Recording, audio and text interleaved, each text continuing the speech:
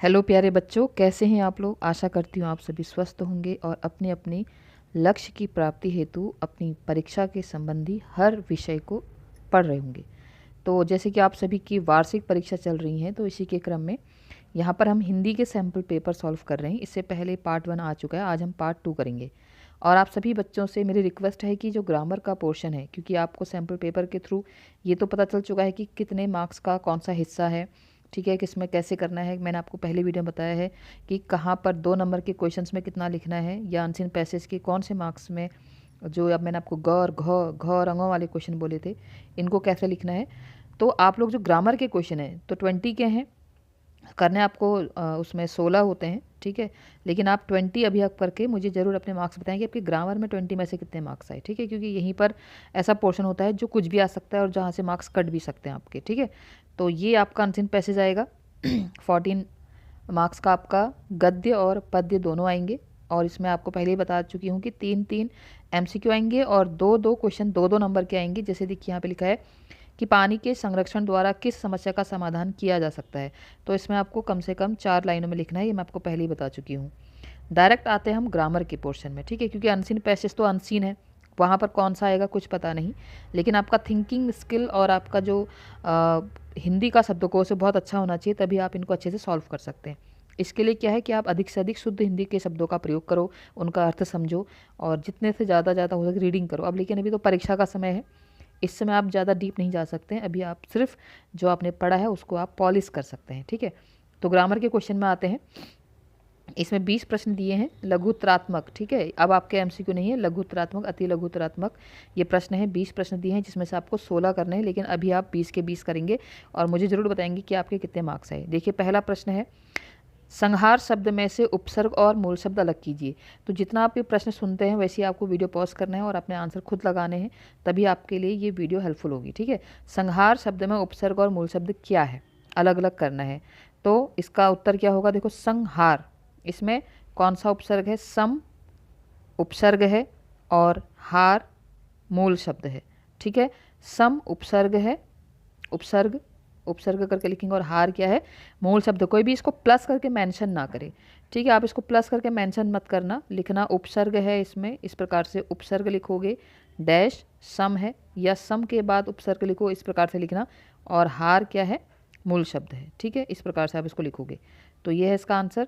अगला प्रश्न है, अधि उपसर्ग लगाकर 2 शब्द लिखिए। अधि उपसर्ग, उपसर्ग किसे कहते हैं, वह शब्दांश जो किसी मूल शब्द के प्रारंभ में लगते हैं उन्हें उपसर्ग कहते हैं। और उपसर्ग कितने प्रकार के होते हैं, 3 प्रकार के होते हैं, संस्कृत के, हिंदी के और विदेशी या आगत उपसर्ग। ये बार बार आपको बता रही हूँ क्योंकि प्रश्न किसी भी प्रकार से बन सकते हैं, ठीक है। अब हमें क्या करना है, हमें अधि उपसर्ग लगाकर 2 शब्द बनाने हैं।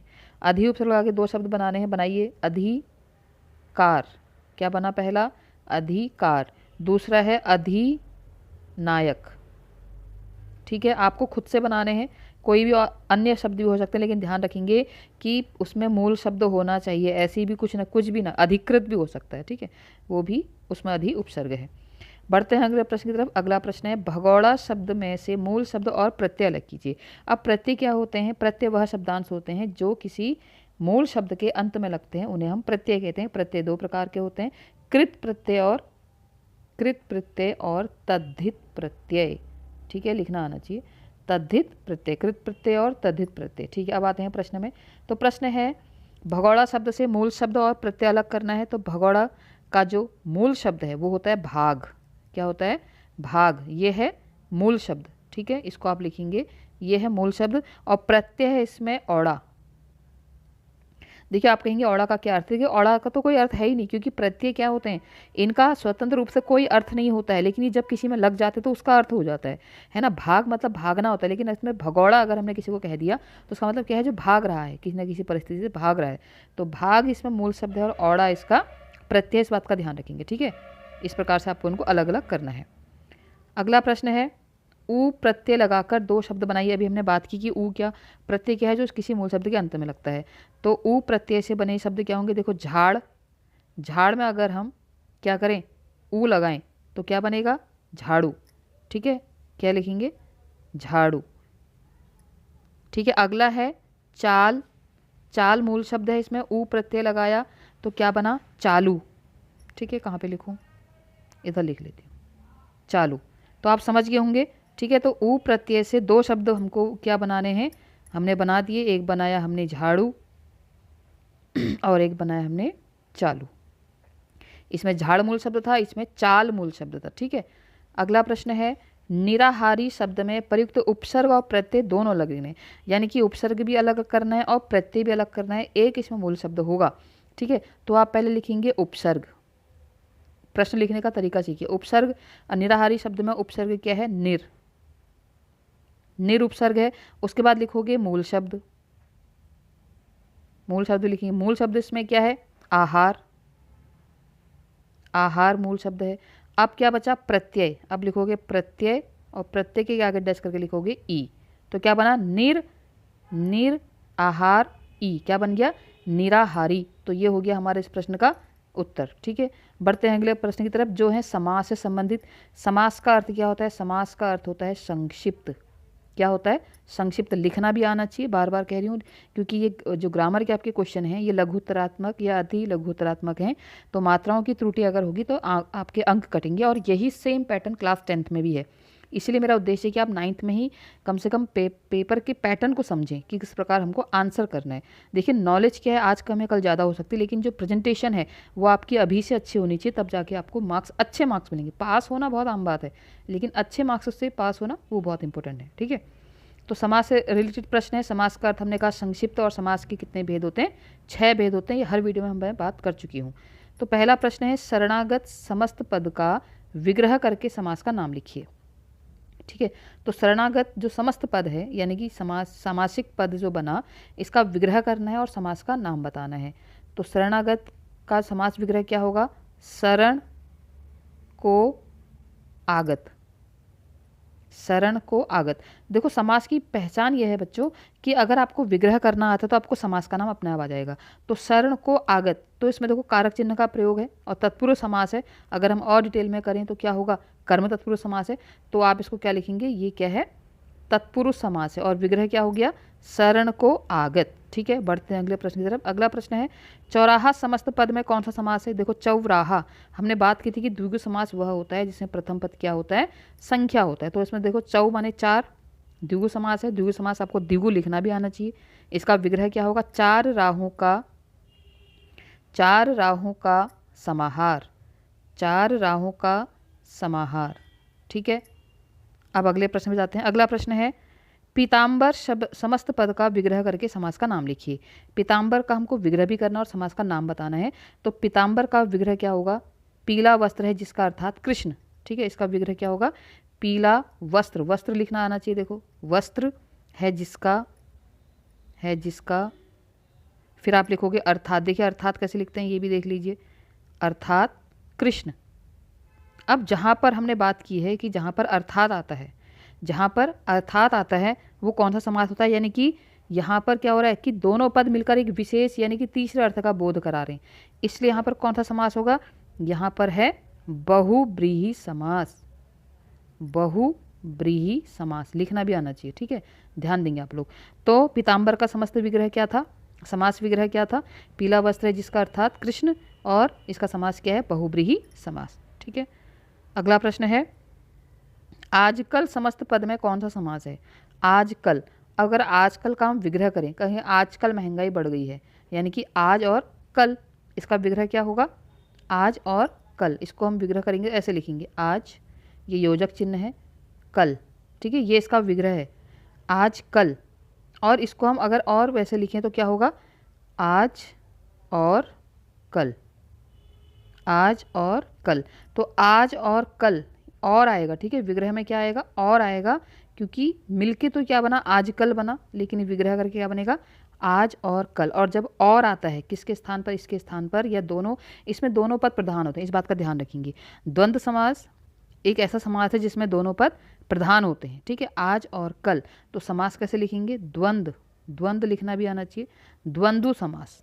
आजकल में कौन सा समास है, द्वंद्व समास, और विग्रह क्या होगा, आज और कल, ठीक है, दोनों पद इसमें प्रधान होते हैं। अगला प्रश्न है, सज्जन समस्त पद का विग्रह करके समास का नाम लिखिए। सज्जन समस्त पद का विग्रह करना है, तो इसका विग्रह क्या होगा, सत है जो जन, सत है जो जन। अब जो जन मतलब यहाँ पर देखो विशेषण और विशेष्य की बात हो रही। कैसा जन? जो सत है, यानी कि अच्छा है, जिसको हम सज्जन कह रहे हैं। तो सत है जो जन, सज्जन। तो यहाँ पर विशेषण और विशेष्य है, तो कौन से समास में विशेषण और विशेष्य होता है? कर्मधारय समास में। तो आपको लिखना भी आना चाहिए कर्मधारय समास। कर्मधारय समास। तो सत है जो जन, सज्जन में कौन सा समास है? कर्मधारय समास है। विग्रह इसका हो गया सत है जो जन और शब्द है सज्जन। अब है किस पे?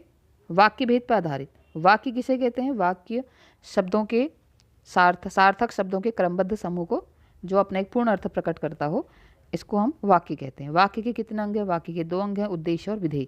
रचना के आधार पर वाक्य के 3 भेद होते हैं। वो आपके सिलेबस में नहीं है तो उस तरह हम जाएंगे नहीं तो आप कंफ्यूज हो जाएंगे।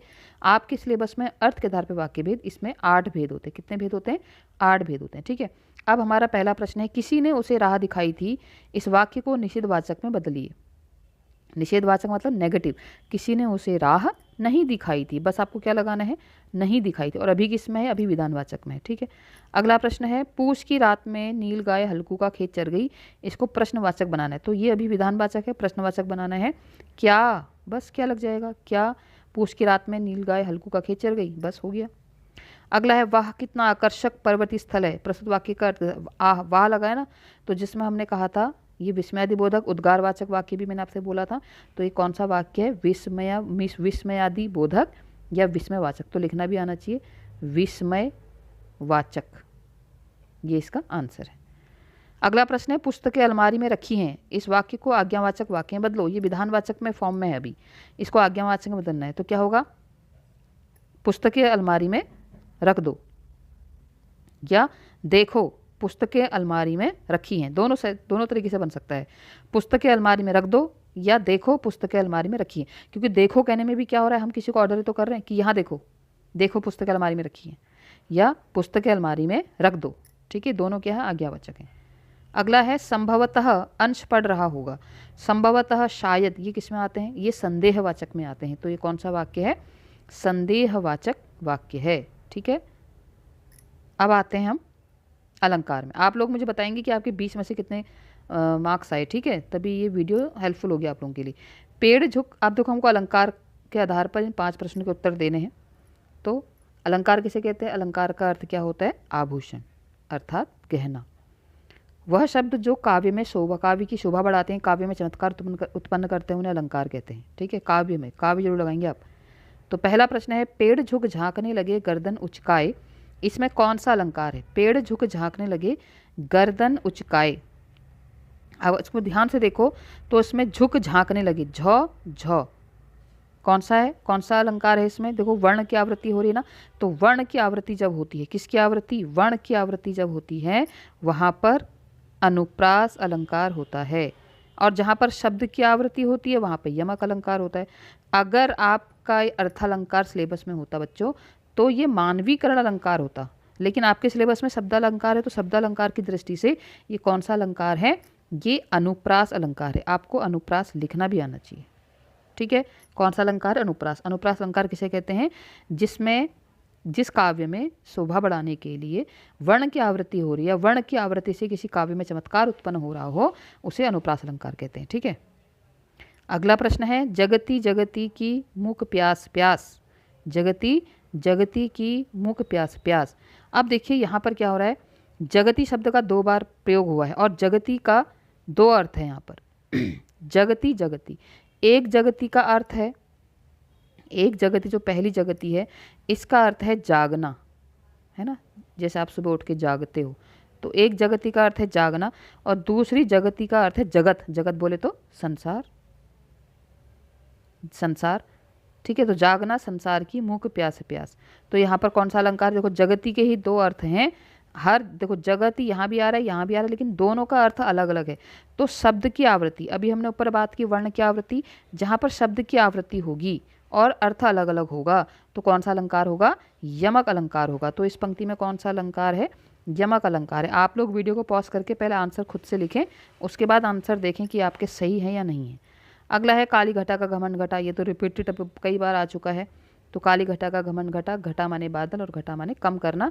तो यहाँ पर भी कौन सा अलंकार है? यहाँ पर भी यमक अलंकार है। अगला नभ पर चमचम चपला चमकी। चपला का मतलब होता है बिजली, ठीक है। नभ पर चमचम चपला चमकी, तो यहाँ पर चौवर्ण की आवृत्ति हो रही है, तो कौन सा अलंकार होगा? अनुप्रास, ठीक है। अगला प्रश्न है रावण शिर सरोज वनचारी चल रघुवीर शिलीमुख धारी।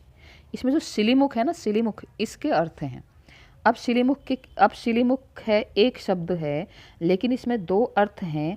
तो एक शब्द में जब दो अर्थ चिपके होते हैं, और चिपके का अर्थ होता है श्लेष, श्लेष का अर्थ ही होता है चिपकना। तो जहाँ पर एक शब्द में एक से अधिक अर्थ चिपके होते हैं तो कौन सा अलंकार होता है?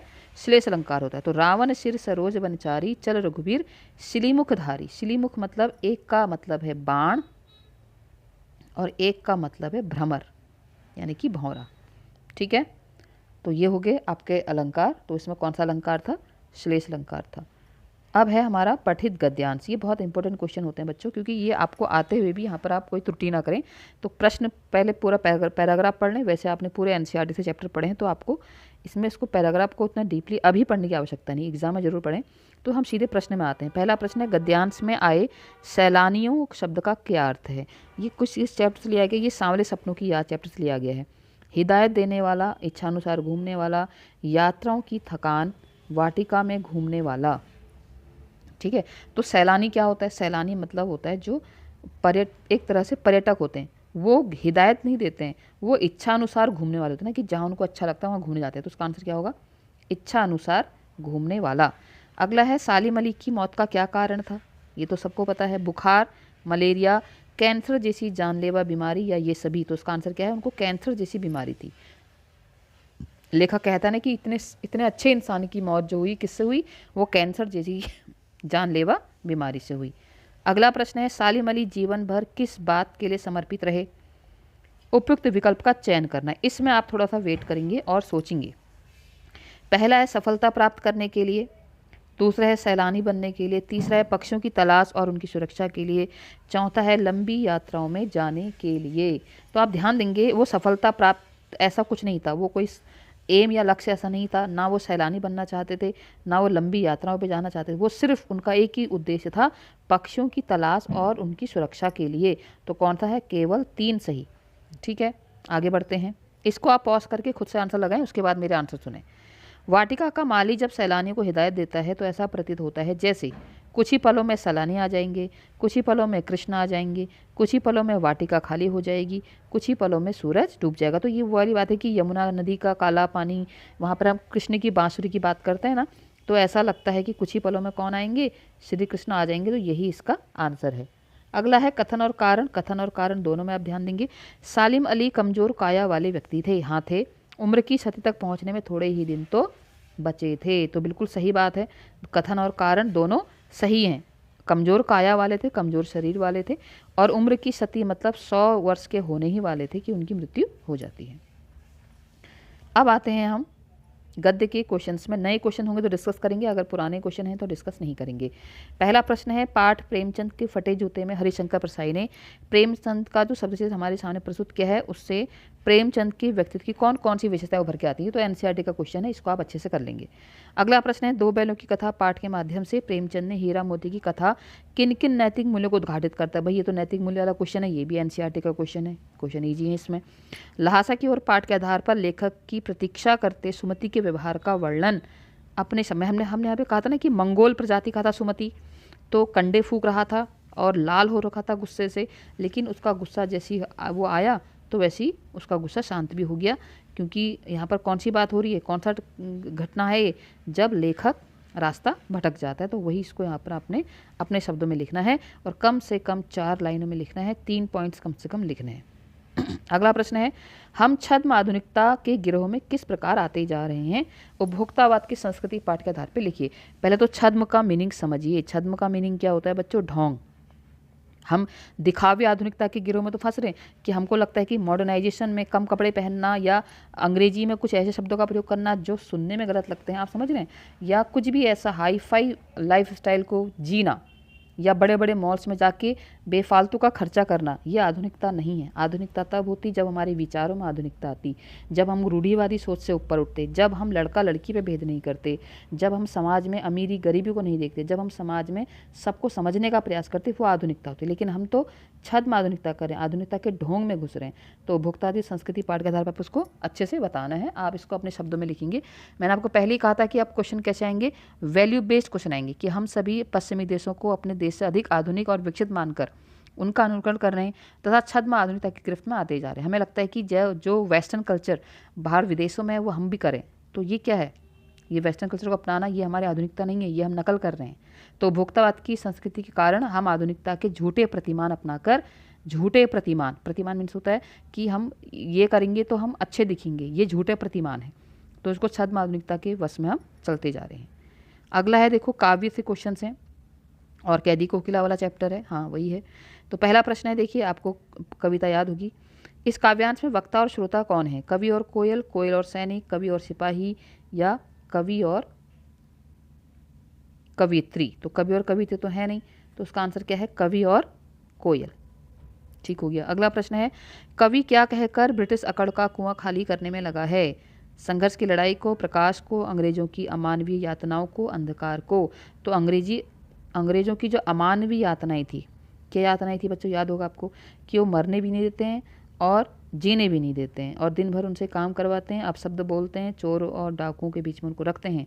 ये सारी अमानवीय यातनाओं को वो सहकर ब्रिटिश अकड़ का कुआं खाली कर रहा है। अगला प्रश्न है, कोयल की आवाज़ कवि को कैसी लग रही है? क्रांतिकारी, मधुर व प्रिय, कर्कश व कठोर, अकड़ से युक्त। तो उनको कैसी लग रही? क्रांतिकारी। उनको पता है कि, तभी तो अंत में कहते हैं ना कि बता इस मोहन के व्रत पे और मैं क्या कर दूं, क्योंकि उनको वो खुद कहते हैं कि भाई मैं तो यहाँ पर अपने देश की आज़ादी की वजह से ही हूँ। तो कभी कभी जो है कवि झुंझला जाते हैं, कभी उससे अपनी तुलना करने लगते हैं, कभी कहते हैं कि मैं सब कुछ कर रहा हूँ, मैं अंग्रेज़ों के खिलाफ ऐसे आवाज़ उठा रहा हूँ। तो कवि को आवाज़ कैसी लग रही है? क्रांतिकारी। अगला है, कोल्हू का चरकचू जीवन की तान, ये पंक्ति थी, ठीक है। कोल्हू का चरकचू की आवाज़ क्या बन गई है? उसकी वेदना, उसके जीवन का संगीत, उसकी प्रेरणा और विद्रोह। देखो आपको कविता याद होगी तो आप तुरंत कहोगे उसके जीवन का संगीत, क्योंकि इसकी पंक्ति पूरी क्या है? कोल्हू का चरकचू जीवन का तान, है ना, हाथों पे गिट्टियाँ लिख रही मधुर गान, इस प्रकार से पंक्ति थी। पंक्ति याद होनी चाहिए आपको, ठीक है, यहाँ लिखी भी है, पंक्ति याद क्यों, ये तो लिखा तो है यहाँ पर ये, ठीक है। अगला प्रश्न है, कथन और कारण है, कोयल रात में रो रही है, कथन। एक और करुणा बढ़ा रही है, दूसरे और विद्रोह के बीच बो रही है। तो ये दोनों सही हैं। कभी कहते हैं ना कि एक तो करुणा बढ़ा रही है, मेरे ऊपर दया कर रही है, रो रही है, और दूसरी ओर कहीं ना कहीं चुपचाप मेरे अंदर विद्रोह का बीज बो रही हो क्यों? कोकिल बोलो। तो ये तो कहते हैं ना कभी, मेरे भीतर विद्रोह का बीज बो रही हो क्यों? तो वो यही कर रही है। तो कथन और कारण दोनों सही हैं। अब आते हैं हम काव्य के प्रश्नों में। पहला प्रश्न है, भारतीय समाज पर श्री कृष्ण की भक्ति के व्यापक और अमिट प्रभाव को सवैये पाठ के आधार पर स्पष्ट कीजिए। अच्छा प्रश्न है। देखो, भारतीय समाज पर श्री कृष्ण की भक्ति के व्यापक और अमिट प्रभाव को, अमिट माने होता है जिसको मिटाया नहीं जा सकता है, सवैये के पाठ के आधार पर लिखिए। तो उसका आंसर आप कैसे लिखेंगे? देखिए, श्री कृष्ण भारतीय जनजीवन के सर्वमान्य, सर्वाधिक लोकप्रिय लीलावतारी पुरुष हैं। लीलावतारी मतलब जिन्होंने बहुत सारी लीलाएं रची हैं। कभी कोई कहानी तो कभी कोई कहानी आपने कहीं ना कहीं सुनी होगी। तो लीलावतारी हैं। भारतीय समाज में अपने जीवन की प्रत्येक स्थिति में श्री कृष्ण के व्यक्तित्व, उपदेश एवं महिमामयी कार्यों से सुविधा, सुरक्षा एवं प्रसिद्धि प्राप्त की है। आप चाहे वो गीता का रहस्य कह लें, वे ईश्वर के सर्वाधिक लोकप्रिय अवतारों की श्रेणी में आते हैं। यह बात भारतीय समाज पर उनकी भक्ति के व्यापक और अमिट प्रभाव को स्पष्ट करती है। ठीक है, तो अगर हम बात करें श्री कृष्ण का, अगर आप बचपन ले लें, वो भी लीलावान है ना। श्री राम जी के बचपन के विषय में आप उतनी कहानियाँ नहीं सुनेंगे जितने श्री कृष्ण के विषय में सुनेंगे। और उनके यौवन की बात कहें, है ना, उनके किशोरपन की बात कहें, यौवन की बात कहें, तो उसमें बहुत किस्से हैं। उसके बाद जब वो राजा बन जाते हैं, द्वारिकाधीश बन जाते हैं, उसके बाद की बात कहें, या महाभारत में उनका अमिट स्थान कहें। तो इस प्रकार से आपको इसको समराइज़ करके यहाँ पर लिखना है कि भारतीय समाज में श्री कृष्ण की भक्ति और उनका व्यापक अमिट प्रभाव अभी भी दिखाई देता है। अगला प्रश्न है, कवि के अनुसार बच्चे काम पर जा रहे हैं, प्रस्तुत पंक्ति को समाज के सामने किस रूप में व्यक्त किया जाना चाहिए? कविता का आधार बताइए। वो कहते हैं इसको प्रश्न की तरह पूछा जाना चाहिए। ये तो वन वर्ड का आंसर दे दिया मैंने। अब आप इसको डीप में लिखोगे क्योंकि ये एनसीईआरटी का क्वेश्चन है। अगला प्रश्न है, बाकी चितवन उठा, नदी ठिठकी, घूंघट सर के, इस पंक्ति का आशय मेघ है कविता के आधार पर स्पष्ट कीजिए। बाकी चितवन उठा। ठीक है, इस पंक्ति का आशय क्या है कि नदी में पानी लगातार बहता रहता है, उसमें लहरें उठती रहती हैं, वह भी मेघों को देखकर कुछ देर के लिए रुक जाती है। ऐसा लगता है कि वह अपना घूंघट ऊपर सरकाकर मेघ रूपी मेहमान को देख रही है तिरछी नज़र से, क्योंकि यहाँ पे क्या लिखा है, नदी छिटकी बाकी चितवन, तिरछी नज़र से देख रही है। ठीक है, अगला है साखियाँ और शब्द में वर्णित पंक्ति मोह को कहाँ ढूंढे बंदे के आधार पर बताइए कि प्रभु प्राप्ति का उपाय क्या है। भाई प्रभु तो हमारे भीतर है, तो मोह को कहाँ ढूंढे बंदे, मैं तो तेरे पास में। अगर कवि के अनुसार कहें तो प्रभु स्वयं साधकों से कहते हैं कि मैं तो प्रत्येक मनुष्य की सांस में समाया हुआ हूँ, मुझे पाने के लिए किसी प्रकार के बाह्य आडंबर, बाह्य ऐसे लिखोगे, बाह्य आडंबर, आडंबर ईजी है लिखना, ठीक है, आडंबर लिखना आना चाहिए। बाह्य आडंबर की आवश्यकता नहीं है। योग साधना, बाह्य पूजा पाठ कर्मकांडों को त्याग कर जागरूक मन से वैराग्य का भाव उत्पन्न करने से मुझे या ईश्वर को प्राप्त किया जा सकता है। मध्यम मार्ग अपना लो या अपने भीतर की सारी तामसिकता को हटा लो, किसी भी प्रकार का जातिगत धर्मगत भेदभाव ना करो और हर कण कण में ईश्वर का निवास मानो, तो वही आप क्या कर रहे हो, ईश्वर के सामीप्य हो। ठीक है, इसका अर्थ यही था। अगला प्रश्न है, हाँ अब आते हैं हम कृतिका में। 2 प्रश्न करने हैं, 3 क्वेश्चन है यहाँ पर।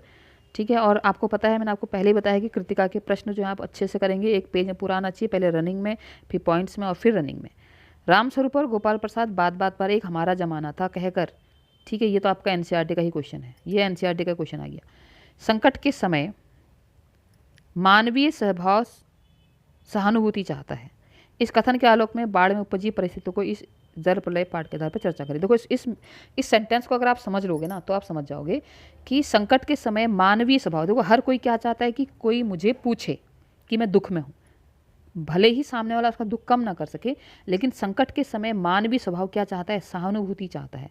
तो आपको याद होगा जब वहाँ पर कहते हैं ना, ईही दाना पर जब डूब रहा था तो पटनिया बाबू देखने भी नहीं आए, इस बात की पंक्ति आपको याद आ रही होगी। तो हर कोई क्या चाहता है कि हमको लोग सहानुभूति से देखें। तो यहाँ पर आप उस पूरे चैप्टर में जो जो राहत कार्य के लिए नाव को लेकर लड़ाई हो रही थी, ठीक है, जिसमें अब कुत्ता वाला टॉपिक भी आ सकता है, या जहाँ पर गांव का वो जो प्रधान का बच्चे हैं वो लोग नाव पर गाने गा रहे हैं और वो बेचारे केले के पौधे का तने का जो है नाव बनाकर उसमें अपना बाढ़ का पानी से पार हो रहे हैं। तो इन प्रकार की घटनाओं को लिखोगे कि हर समय हर दुख में जो व्यक्ति होता है वो क्या चाहता है, मानवीय स्वभाव सहानुभूति चाहता है। तो बाढ़ में उपजी परिस्थितियों पर इस तरफ, बाढ़ में उपजी परिस्थितियाँ क्या होगी, हर कोई पानी से बचना चाहता है, हर कोई बीमारी से बचना चाहता है, हर कोई सूखे स्थान पर जाना चाहता है। तो इस प्रकार आप इस प्रश्न को करेंगे। अगला प्रश्न है, शिक्षा के अधिकारों को लेकर लेखिका ने किस प्रकार के प्रयास किए। देखो ये वही वाला आ गया, कर्नाटक के बागनकोट में जो उन्होंने क्या किया था, स्कूल खोला था। ठीक है, कर्नाटक के बागनकोट में खोला था और त्रिभाषा का स्कूल खोला था। जो एनईपी की बात आज हो रही है कि त्रिभाषा सूत्र लाया जाए, वो इन्होंने उस समय की बात की थी। ठीक है, ये लेखिका के अकॉर्डिंग यहाँ पर आप जरूर लिखेंगे, ये प्रश्न बहुत अच्छा है और 4 नंबर में लिखेंगे। अब यहाँ पर देखिए जो अनुच्छेद के टॉपिक हैं इनको देख लीजिए थोड़ा। पहला टॉपिक है प्राकृतिक आपदाएं और प्रबंधन। ठीक है, इसमें प्राकृतिक आपदाएं जैसे आप केदारनाथ आपदा का वर्णन कर सकते हैं या भूकंप आ सकता है, उसमें ये प्राकृतिक आपदा मतलब होता है जो नेचर से हमको मिल रही है, चाहे वो बहुत समय की वर्षा हो, बाढ़ हो, अकाल हो, इस प्रकार से आप लिख सकते हैं। अब इसको तब उठाना इस पॉइंट को जब आपको अच्छे से आता हो कि प्राकृतिक व मानव निर्मित आपदाओं का प्रभाव। भाई मानव निर्मित आपदा हम क्या कर रहे हैं, अगर हम बहुत ज़्यादा पेड़ काट रहे हैं, हम बहुत ज़्यादा बिल्डिंग्स बना रहे हैं, हम रोड के नाम पर या शहरीकरण के नाम पर पहाड़ों को तोड़ के रोड बना रहे हैं, तो हम क्या कर रहे हैं, कहीं ना कहीं आपदा को बुला रहे हैं। अगला है विज्ञान से लाभ और अगला है बढ़ते उद्योग सिकुड़ते वन। तो आपके लिए मेरे हिसाब से ईजी इसमें ये रहेगा, बढ़ते उद्योग सिकुड़ते वन। क्यों, देखो इसमें यहाँ पर आपको बताना है कि उद्योग बढ़ाने के चक्कर में क्या हो रहा है, बहुत सारे वन काटे जा रहे हैं। प्रस्तावना है, वनों के लाभ है। वनों के लाभ क्या है भाई, सबसे बड़ी बात, हम ऑक्सीजन, हम सांस ले रहे हैं, प्राणवायु हमें वनों से मिलती है। नगरीकरण के लाभ और हानि, देखो हर चीज़ के 2 फैक्टर होते हैं, अगर हमको उसके लाभ मिल रहे हैं तो हानि भी 100% मिलेगी। हानि यही है, नगरीकरण के नाम पर हम क्या करें, हम जंगलों को तहस नहस कर रहे हैं। इसलिए आप देख रहे होंगे कि कई बार न्यूज़ आती है कि फलाना बाघ, फलाना चीता या जानवर शहर में पहुंचा और जन हानि हुई। तो इस प्रकार के कारण हम ही उसके कारण हैं। तो आप इस टॉपिक को उठा सकते हैं, ये काफ़ी इजी टॉपिक है। ठीक है बच्चों, बाकी ये पत्र तो वहाँ पर किसी भी फॉर्मेट से, फॉर्मेट आपका एक ही रहेगा, कंटेंट कोई भी आ सकता है, विषय कोई भी आ सकता है। ठीक है, तो आगे ऐसी सैम्पल पेपर लाते रहूँगी। आप मुझे ज़रूर कमेंट बॉक्स में बताएं कि आपके ग्रामर में 20 नंबर से कितने नंबर आए, ठीक है। और आज के लिए इतना ही। आप लोग सब अपनी तैयारी करते रहें। आप सभी का दिन शुभ हो। बहुत बहुत धन्यवाद।